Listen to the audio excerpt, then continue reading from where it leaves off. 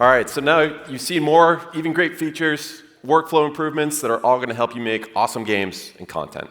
So let's talk about distribution. 2025 was a year of growth for the Epic Games Store, and we're off to a great start in 2026. In our year in review, we reported that December monthly active users reached 78 million, an all-time record for the Epic Games Store. And players spent $1.16 billion in the store across third-party and first-party titles. That's up 6% year over year. If you just look at third-party titles, player spending hit $400 million.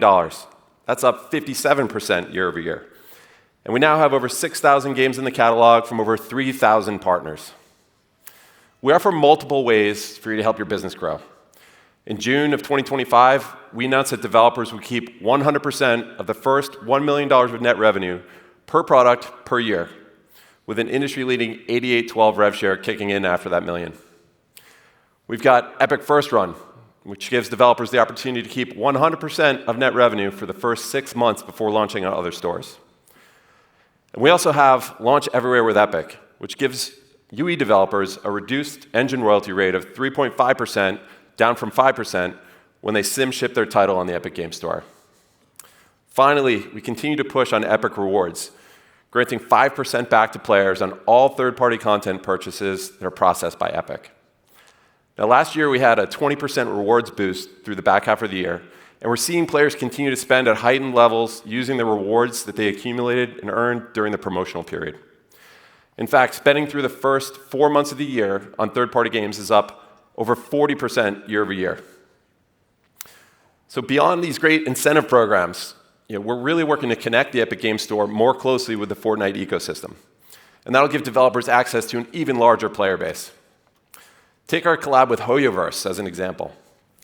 When players purchased eligible items in Honkai Star Rail on the Epic Games Store, they were granted a Stellaron Hunter Blade outfit that could be used across the entire Fortnite ecosystem, in Battle Royale or in thousands of UEFN games. So some players discovered Honkai Star Rail for the first time in Fortnite. Then they went on to spend on the game in the Epic Games Store, and their spend unlocked a new outfit that they brought back into Fortnite. It's a virtuous circle for both developers and players. We've got over 30 million, sorry, not 30 million, that would be a lot, 30 similar collabs planned for 2026, with more coming in 2027. So we're delivering great incentives for both developers and for players, but we need to make the store experience better. And over the last several months, the team's been hard at work rebuilding the launcher.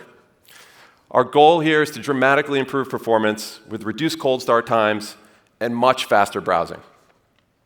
We've also been re-architecting the back end of the store, which is going to allow us to ship new player-facing features faster and more frequently. We'll be improving search and discovery, adding a lot of long-awaited community features, and doubling down on delivering an overall better player experience.